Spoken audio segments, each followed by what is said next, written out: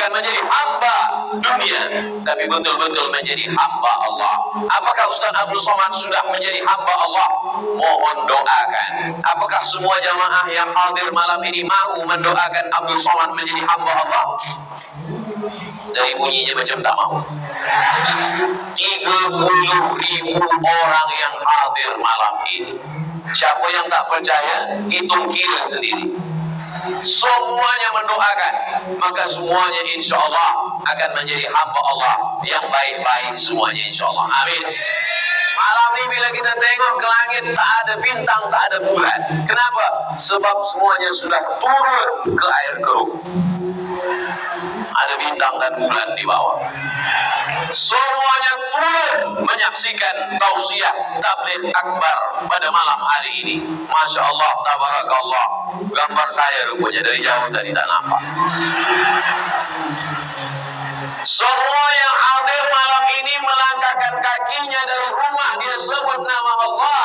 Bismillah tawakkaltu ala Allah, la haula wala quwwata illa billah. Yang diharapkan hanya keridhaan Allah Subhanahu wa taala. Ini adalah hijrah. Hijrah pertama sudah. Hijrah apa lagi? Hijrah keyakinan. Kita diajarkan hijrah keyakinan, tidak menyembah bulan, tidak menyembah bintang, tapi yang kita sembah adalah la ilaha illallah.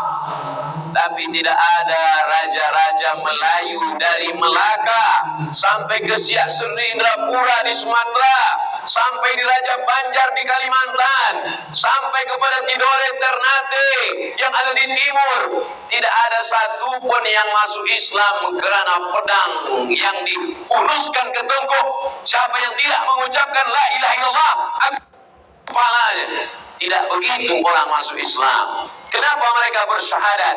Karena kelembutan, karena akhlakul karimah, karena kebaikan, karena budi pekerti, tertawan hati orang. Orang kalau sudah tertawan hatinya, maka dia akan berikan keyakinannya. Begitulah mereka bersyahadat. Wa ma arsalnaka illa rahmatan lil alamin. Kami mengutus engkau wahai Muhammad sallallahu alaihi wasallam menjadi rahmat bagi semesta alam. Maka kalau kita baca sejarah dari mulai Sultan Iskandar Shah berakhir kepada Sultan Mahmud Shah, maka tidak ada satupun yang menggunuskan pedang memaksa orang Melayu untuk menjadi Islam, memaksa orang yang tidak Islam masuk kepada Islam. Karena kita diajarkan la ikraha fiddin, tidak ada paksaan dalam agama. Tapi dalam masalah hubungan sosial, berjiran tetangga, berkawan, satu office, satu sekolah, berdekatan rumah, maka kita diajarkan wala ana abidum ma abattum, aku tak menyembah apa yang kamu sembah, wala antum abiduna ma a'bud, kamu pun tidak menyembah apa yang aku sembah, lakum dinukum waliyadin. Maka masalah menyembah sudah jelas dalam agama kita. Adapun dalam masalah kehidupan bersosial, berteman, bersahabat, berkawan-kawan, maka suatu ketika datanglah seorang bernama Asma menjumpai Nabi Muhammad sallallahu alaihi wasallam. Ya Rasulullah, ummi qadimat, ibu saya datang dari kota Makkah Al-Mukarramah. Wa hiya raghibatun, dia sangat rindu kepada saya, tapi saya takut berjumpa dengan dia. Saya tidak mahu bertemu dengan dia sebab saya sudah beriman, saya muslimah, sedangkan dia belum lagi bersyahadat. Dia takut menjumpai. Apakah boleh menyambung silaturahim? Apakah boleh berbuat baik? Dia bertanya kepada Nabi sallallahu alaihi wasallam, "Afa asiluha?" Apakah aku bagikan silaturahim, sambung hubungan dengan dia? Apa jawab Nabi sallallahu alaihi wasallam? "Siliha." Sambung silaturahim dengan dia. Lalu kemudian Asma bertanya lagi kepada Nabi, "Afa utiha?" Apakah aku akan berikan kepada dia hadiah? Kata Nabi sallallahu alaihi wasallam, "I'tiha." Berikan hadiah kepada dia. Menyambung silaturahim, berbeza agama, silakan. Memberikan hadiah, makanan, pakaian, disilakan. Begitulah ajaran Islam. Maka banyak orang lembut hatinya bersyahadat, bukan karena tazkirah, bukan karena pedang, bukan karena suara yang menggelegar, tapi karena kelembutan hati. Itu yang diajarkan dari Nabi turun kepada sahabat, sampai kepada tabi'in, sampai kepada tabi'in, sampai kepada Imam Al-Hasan Al-Basri. Imam Al-Hasan Al-Basri berarti dia berasal dari Basrah, dari Irak. Suatu ketika Imam Al-Hasan Al-Basri sakit sampai dia tidak keluar rumah. Jirannya datang menjenguk. Wahai Hasan Al-Basri, di mana engkau? Imam Hasan Al-Basri berada di kamar. Beliau tidak ada di ruang bilik tempat menerima tamu, sebab dia berada di bilik tidur. Dia tak dapat keluar sebab dia sakit keras. Lalu kemudian Imam Al-Hasan Al-Basri yang sedang terbaring, datang tetangganya masuk ke dalam kamar. Masa sampai di bilik, dia tengok ada mangkuk, ada tempat menampung air dari atas. Lalu kemudian jirannya ini bertanya, wahai Hasan Al-Basri, apa ini?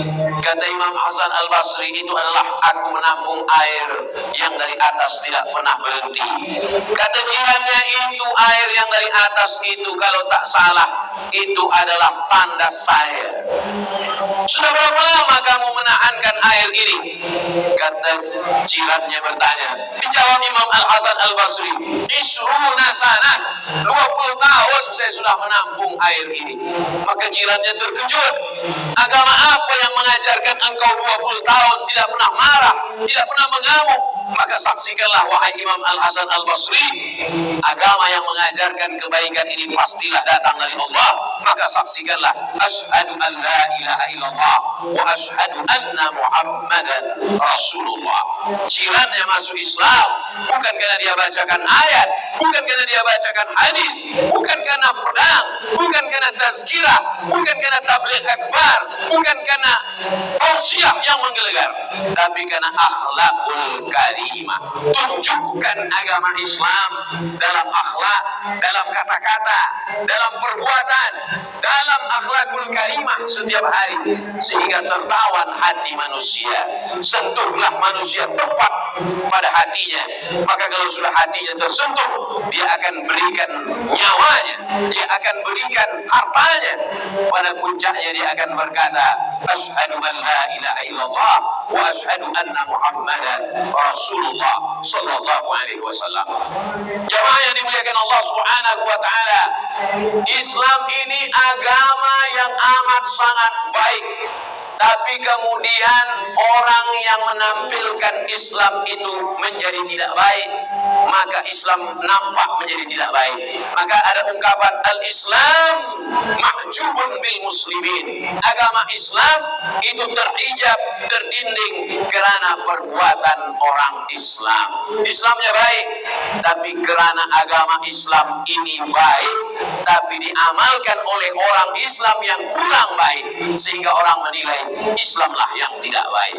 Maka kalau kita tidak menunjukkan akhlak yang islami, yang islamik, maka itu sesungguhnya tidak merusak diri kita saja, tapi merusak Islam. Maka saya selalu menyampaikan di mana-mana tempat, merata-rata tempat, bila habis tazkirah, ambillah sampah-sampah, rapikan, bersihkan sedia kala, jangan ada yang rosak, sehingga manakala selepas tazkirah, bila orang bertanya, mana Islam? Itulah banyak sampah. Kerana Abdul Somad lah maka banyak sampah. Bila tak ada Abdul Somad, semuanya bersih.